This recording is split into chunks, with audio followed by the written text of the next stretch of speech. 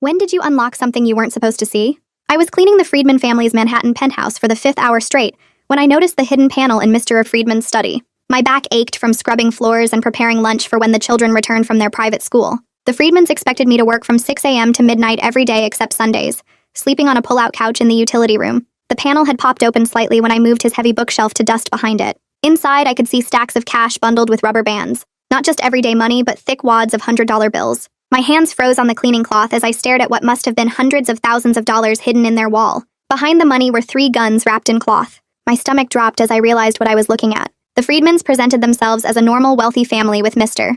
Friedman working in real estate and Mrs. Friedman running a gallery. But normal families didn't hide weapons in their walls. At the very back was a leather notebook. I pulled it out with shaking hands and opened it to find pages of names written in Mr. Friedman's neat handwriting. Some names had check marks next to them. Others were crossed out with thick black lines. Dates were written beside each crossed-out name going back 3 years. I heard footsteps in the hallway and quickly closed the panel. Mrs. Friedman appeared in the doorway watching me dust the bookshelf. She stared at me for a long moment like she was trying to read my mind. I kept cleaning while my heart pounded so hard I was sure she could hear it. The rest of the day passed in a blur. I picked up the children and helped with homework while my mind raced. Those crossed-out names haunted me. Were they business deals or something worse? The gun suggested the answer, but I didn't want to believe it. I'd been living with this family for 2 years. That evening, I served dinner while the family talked about their day. Mr. Friedman mentioned a business associate who'd recently disappeared. Mrs. Friedman made a comment about people getting what they deserved. Their 7-year-old son asked why Uncle James didn't visit anymore. Both parents went silent before changing the subject. After putting the children to bed, I cleaned the kitchen and prepared for the next day. My pull-out couch had never felt more uncomfortable. Every noise made me jump, thinking they'd discovered I'd found their hiding place. Sleep was impossible as I lay there wondering what kind of people I was working for. The next morning, Mrs. Friedman installed a nanny cam in the living room. She said it was for security, but I knew better. They were watching me now. I went through my daily routine of cooking breakfast and cleaning while feeling eyes on me constantly. The camera followed my every movement. Days passed with increasing tension. The Friedmans started criticizing everything I did. The food was too salty. The floors weren't clean enough. I was taking too long to iron clothes. They were building a case against me, but I didn't understand why until I overheard them talking in their bedroom. Mr. Friedman mentioned that someone had been sniffing around asking questions. Mrs. Friedman worried about loose ends. They discussed whether I could be trusted or if I'd become a liability. My blood ran cold as I realized they were talking about me like I was a problem to be solved. That afternoon, I was exhausted after deep cleaning the entire apartment. The children were still at school and dinner was prepped. I had 15 minutes before leaving to pick them up. My feet hurt and my back screamed from bending over all day. I sat down on the living room couch for just a moment to rest. The next day, Mrs. Friedman called me into the study. The nanny cam footage played on her laptop showing me sitting on their couch. She acted outraged that I would dare use their furniture. After everything I did for their family, working 20-hour days for minimum wage, they were firing me for sitting down for 15 minutes. "This is unacceptable," Mrs. Friedman said coldly. "You're hired help, not family. You don't get to use our things." I wanted to scream about what I'd found in their wall. The guns, the money, the list of crossed-out names, but I kept my mouth shut knowing it would only make things worse. They gave me 1 hour to pack my belongings and leave. No severance pay or reference letter after 2 years of service. As I gathered my few possessions, Mr. Friedman appeared in my doorway. He leaned against the frame with his arms crossed, watching me pack. His expression was calm, but his eyes were cold. He waited until I zipped my suitcase before speaking. "Maria, let me give you some advice. New York is a dangerous city. People disappear all the time, domestic workers especially.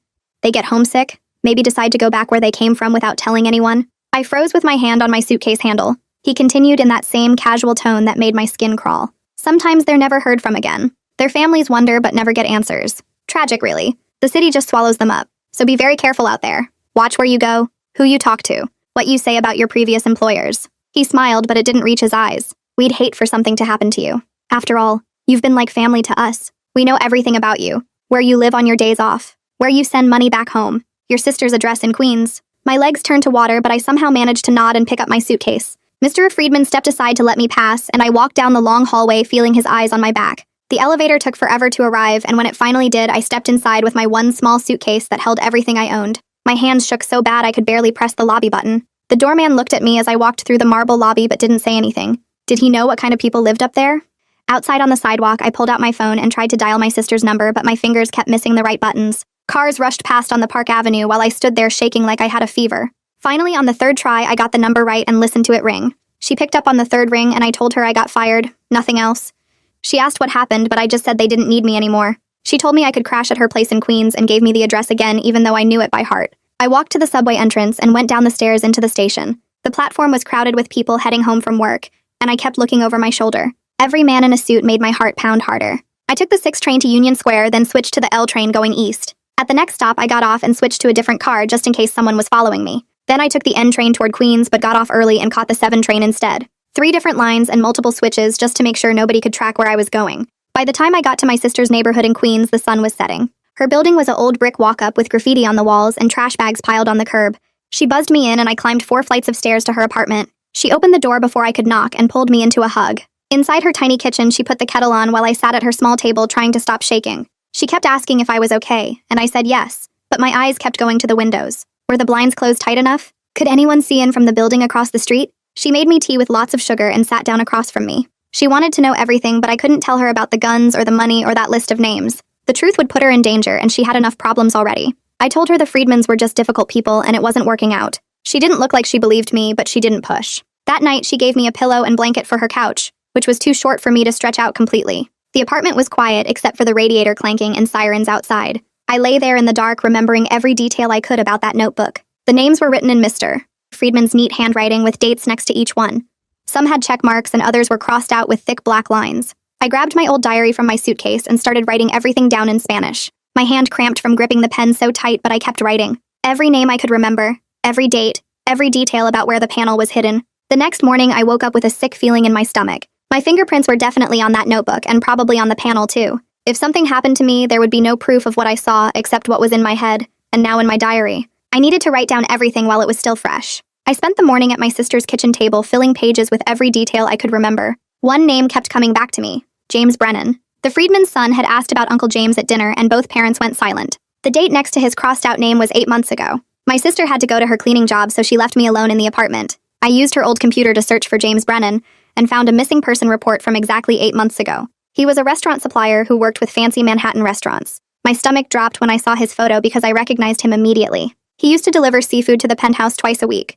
He was always friendly and would chat with me in the kitchen while I signed for the deliveries. Then one day he just stopped coming and a different guy took over his route. I picked up my phone to call the police tip line but stopped before dialing. What would I even say? That I was an undocumented domestic worker who found evidence while illegally going through my employer's things? They'd either think I was crazy or I'd become a target myself. The Friedmans had money and lawyers and connections. I had nothing. I put the phone down. My sister came home that evening and noticed right away that something was wrong. I kept checking the locks on the door and looking out the window every few minutes. She asked what was really going on, and I told her we needed to be extra careful for a while. Lock the doors, vary our routes, watch for anyone following us. She said I was being paranoid but agreed to be more careful anyway. 2 days later, my phone rang with a number I didn't recognize. The woman on the other end said she was from the employment agency that had placed me with the Friedmans. Her voice sounded apologetic as she explained that the Friedmans had given me a terrible reference. She said I was basically blacklisted from domestic work in Manhattan now.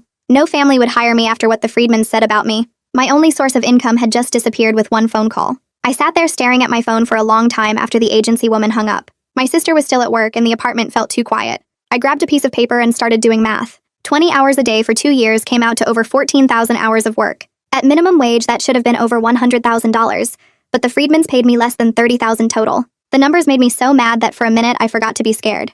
They stole $70,000 from me while hiding guns and cash in their walls. I looked up legal aid offices in Queens on my sister's computer and found one that helped domestic workers. The website said they took walk-ins on Tuesdays, so I waited 3 days before going. The office was in a strip mall between a nail salon and a check cashing place. Inside the waiting room had plastic chairs and posters about workers' rights in different languages. I filled out forms for 2 hours before they called my name. Miriam Barnard had gray hair pulled back in a bun and reading glasses on a chain around her neck. She looked at my forms while I sat across from her desk trying not to fidget. She asked me questions about my work schedule and pay stubs and whether I had any documentation. I showed her the few pay stubs I'd kept, and the text messages from Mrs. Friedman about my work hours. Miriam said we could file a wage claim with the Labor Department even without perfect records. She'd seen cases like mine before where wealthy families took advantage of domestic workers. She explained the process would take months, but we had a strong case for unpaid overtime. Then she asked if there was anything else I needed to tell her about the Friedmans. I must have looked scared because she closed her office door and sat back down. She said wealthy employers sometimes got nasty when challenged and asked if I felt safe. I told her about Mr. Friedman's threats when I left. Miriam pulled out a yellow legal pad and started writing. She said we needed a safety plan immediately. She wrote down different routes I should take to get places and told me to check in with someone every day, so people would know if something happened to me. She said to keep copies of everything in multiple places, including with trusted friends. She gave me her cell phone number and said to call any time if I felt unsafe. She also gave me a flyer for a domestic workers support group that met every Wednesday evening at a church in Jackson Heights. The next Wednesday, I took 3 different trains to get to the meeting just to be safe. The church basement had folding chairs arranged in a circle and about 15 women sitting around drinking coffee. They were from all over the world, but we all had similar stories. One woman from the Philippines worked 18-hour days caring for an elderly man whose family paid her less than minimum wage. Another woman from Haiti had her passport taken by her employers, who threatened to call immigration if she complained. A woman from Mexico wasn't allowed to leave the house except to buy groceries. We went around the circle sharing our experiences, and I realized the Friedman's treatment wasn't unique except for the criminal stuff I'd found. The other women understood the exhaustion and the fear and the way rich people made you feel like nothing. We exchanged phone numbers and promised to check on each other. 3 of them had gone through wage claims with Miriam and said she was good at her job. 3 days after the meeting, my phone rang with a number I didn't recognize. I answered and heard breathing on the other end, but no words. I said hello twice before hanging up. My sister was cooking dinner and asked who called. I told her it was a wrong number, but my hands were shaking. The calls kept coming every few days, always from different numbers. Sometimes during the day and sometimes late at night. Always just breathing and then hanging up when I spoke. I started keeping a list of the numbers, but they were all different. The next week, I noticed a black SUV parked across from my sister's building when I came back from buying groceries. It was still there when I looked out the window an hour later. The windows were tinted so I couldn't see inside. I wrote down the first 3 letters of the license plate on the back of an envelope. The SUV was gone the next morning, but I saw it again 2 days later parked down the block. Then again 3 days after that in the same spot across the street. My sister hadn't noticed it, but I knew it wasn't a coincidence. I wrote down more of the license plate each time, but was too scared to get close enough to see the whole thing. After 2 weeks of breathing calls and seeing that SUV, I couldn't take it anymore. I wasn't sleeping and jumped every time I heard footsteps in the hallway.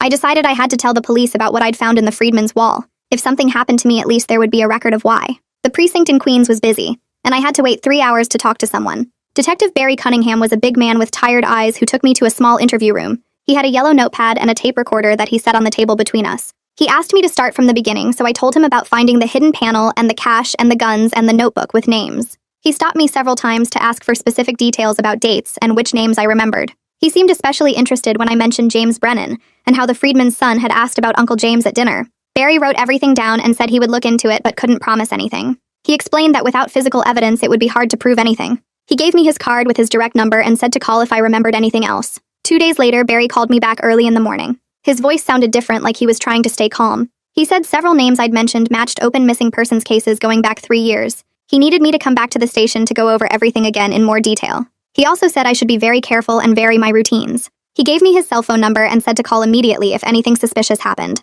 At my next support group meeting, one of the women mentioned that a porter from a fancy building on the Upper East Side had quit suddenly 6 months ago. She said his name was Tunda Oates, and he used to work in the Friedman's building. He'd left without giving notice and now worked at a hotel in Brooklyn. She gave me the name of the hotel, but said he was scared to talk about why he left. I wrote down the information and spent 3 days trying to decide whether to contact him. I finally called the hotel in Brooklyn and asked for Tunde. The manager said he worked nights and gave me his schedule. I took the subway to Brooklyn the next evening and waited outside the hotel until his shift ended at midnight. Tunde recognized me right away and looked nervous when I approached him. I suggested we get coffee at an all-night diner down the street where nobody would overhear us. He agreed but kept checking over his shoulder as we walked. The diner was mostly empty except for a few cab drivers getting food between shifts. We sat in a back booth and ordered coffee while Tunde's hands shook holding the menu.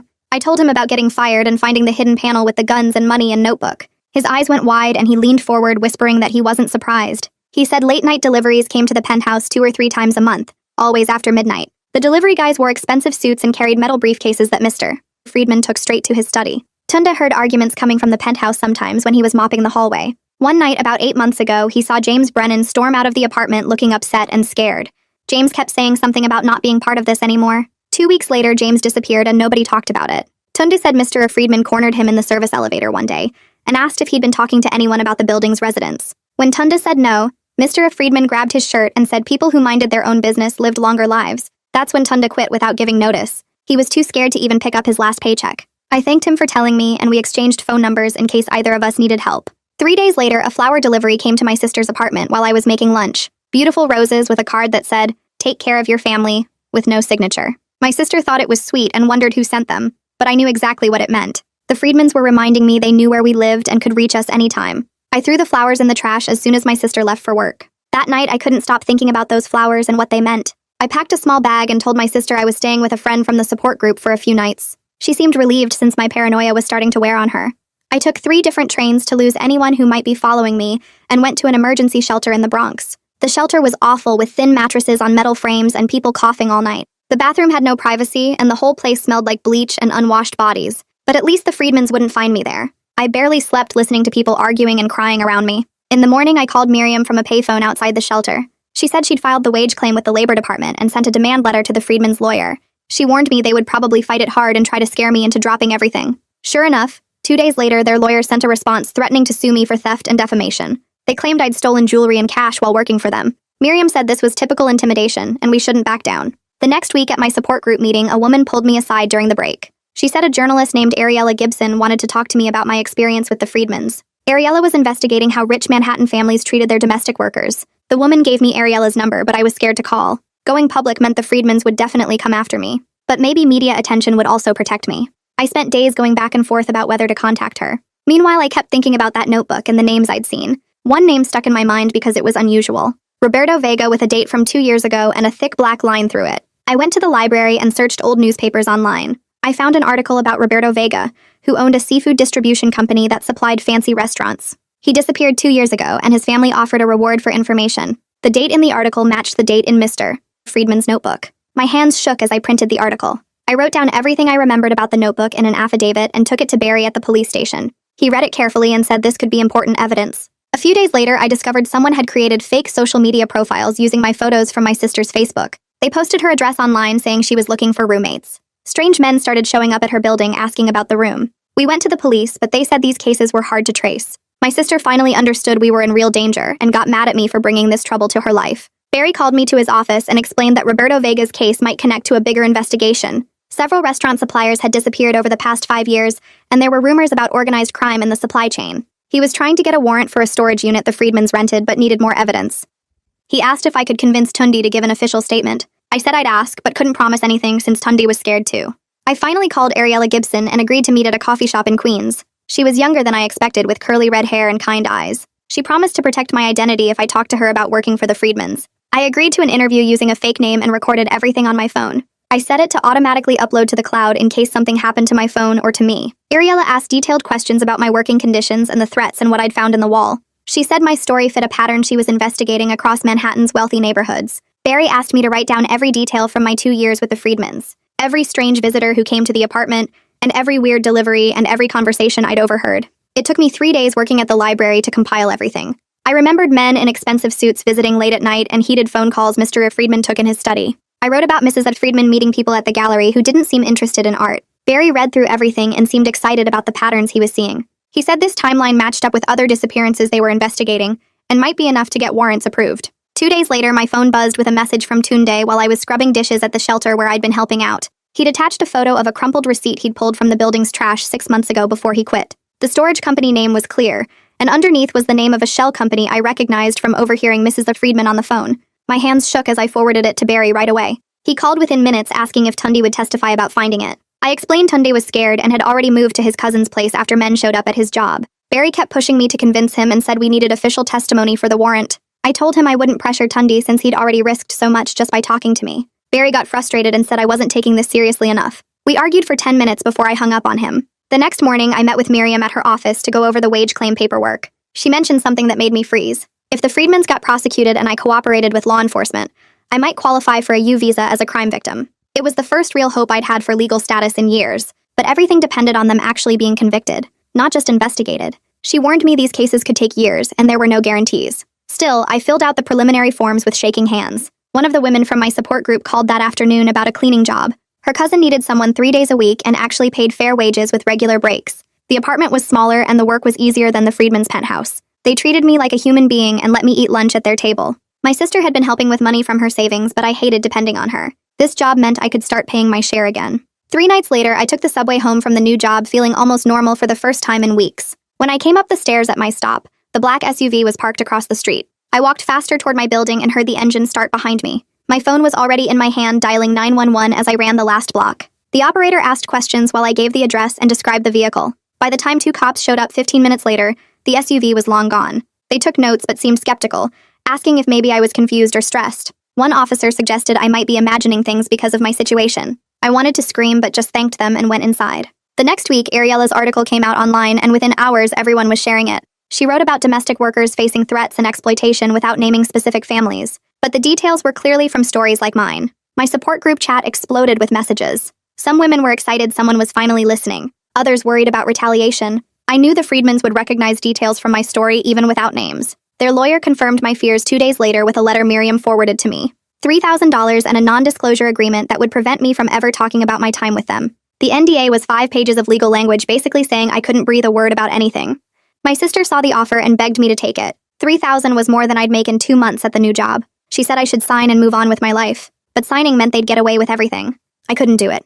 I told Miriam to reject the offer. Barry finally got a judge to sign a subpoena for the storage unit records after submitting Tunde's photo and my testimony about the shell company. But the storage company's lawyers immediately filed a motion to block it. They claimed the subpoena was too broad and violated privacy rights. The judge scheduled a hearing for 3 weeks later. Barry explained this was normal, but I wanted to throw something. 3 weeks felt like 3 years when I was checking over my shoulder every day. Meanwhile, the black SUV kept appearing at random times, sometimes outside the support group meeting, sometimes near my new job, always gone before police arrived. Then my sister called crying because her landlord had sent a letter demanding 50% more rent starting next month. The building had been sold to a new management company that happened to be connected to one of Mr. Friedman's business partners. We both knew it wasn't coincidence. She couldn't afford the increase and would have to move. She screamed at me that this was all my fault. If I'd just kept my mouth shut and moved on, none of this would be happening.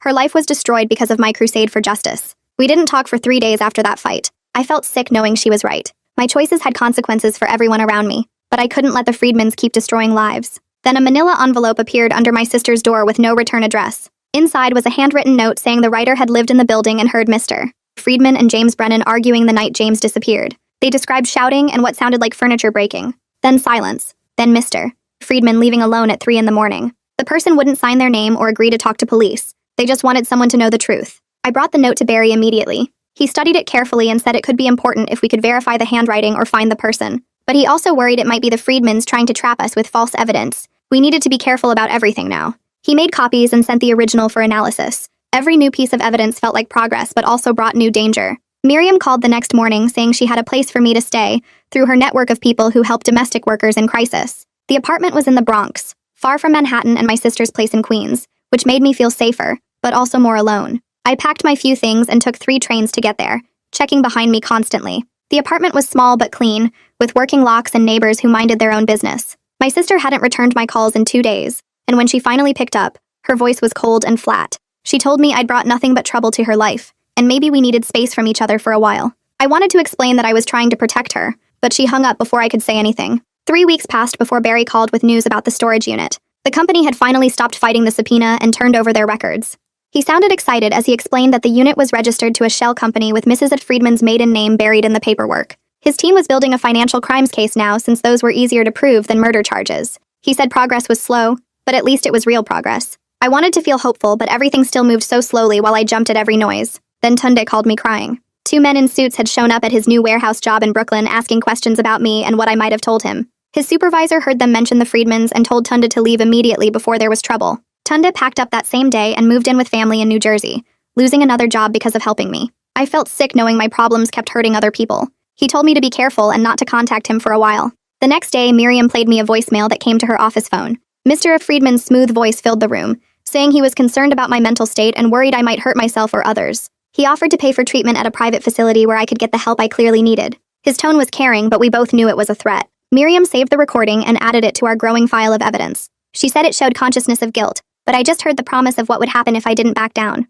Barry brought the Friedmans in for questioning about their finances 2 days later. He called me afterward sounding frustrated because their lawyers showed up within minutes and shut everything down. The Friedmans denied knowing anything about shell companies or missing money, but Barry said they'd made mistakes in their timeline about when certain transactions happened, and those mistakes would help build the case. He kept telling me to be patient, but patience was hard when I felt hunted every day. The Labor Department finally scheduled a mediation for my wage claim. Miriam went with me to the gray government building downtown, where we sat across from the Friedman's lawyer. He offered $5,000 to make everything go away. No admission of wrongdoing, just a standard severance payment. But they wanted a broad non-disclosure agreement that would prevent me from talking about anything related to my employment. Miriam whispered that we should take the money, but only with a limited NDA specific to the wage dispute, nothing that would stop me from cooperating with police. The lawyer said he'd check with his clients. A week later, my sister called sobbing. Her landlord had served an eviction notice claiming she'd violated her lease by having unauthorized guests and making too much noise. None of it was true, and we both knew the Friedmans were behind it, but proving that was impossible.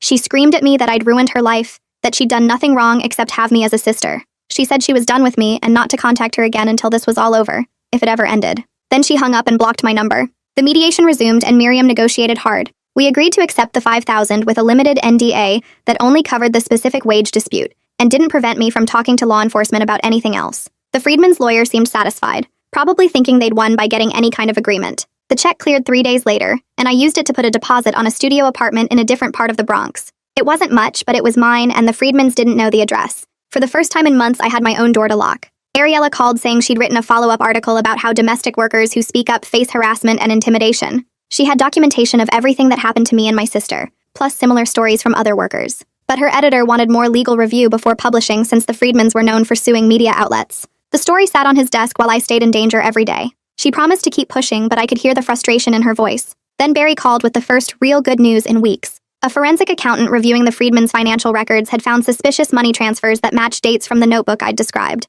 Large sums moved to offshore accounts right after each crossed-out name, too consistent to be coincidence. Barry said this could be enough to take to a grand jury, that financial crimes often led to bigger convictions. For the first time since finding that panel, I felt like someone really believed me, and that maybe there would be justice after all. 2 weeks passed before my phone rang with an unknown number during my support group meeting. The woman on the other end spoke so quietly I could barely hear her over the background noise. She worked in the Friedmans building as a cleaner and had gotten my number from another member of our group. Last Tuesday at 3 in the morning, she'd been mopping the lobby when she saw Mr. Friedman through the penthouse windows. He was standing by their fireplace feeding papers into the flames one by one. She watched him burn documents for almost an hour before he finally stopped and went to bed. The orange glow from the fire lit up the whole living room, and she could see him checking over his shoulder every few minutes. She wanted to help, but was scared about losing her job or worse since she knew what happened to people who crossed the Friedmans. I wrote down everything she told me, including the exact date and time, while my hands shook with excitement. Barry needed to know about this right away, but the woman made me promise not to use her name yet. The next morning, Miriam called to say she'd gotten me an appointment at a free counseling clinic that helped crime victims. I didn't want to go at first since talking about feelings seemed pointless when I was still in danger. But Miriam insisted it would help with the nightmares and the way I jumped at every sound. The clinic was in a rundown building in the Bronx with flickering lights and peeling paint. The counselor was a tired-looking woman who'd probably heard every terrible story imaginable. She listened while I explained about the constant fear and checking locks 5 times before bed. She said the hypervigilance was normal after trauma, and that my body was stuck in survival mode. We worked on breathing exercises that felt silly at first, but actually helped when panic hit. Some days were better than others, but at least I understood why my brain wouldn't let me relax. Through the support group, I started getting calls about cleaning work from 3 different families. One needed help twice a week in Brooklyn, another wanted weekend help in Queens, and the third needed evenings in the Bronx. It meant lots of subway rides, but splitting my time between families felt safer than depending on one employer. Each family actually followed labor laws and paid overtime when I worked extra hours.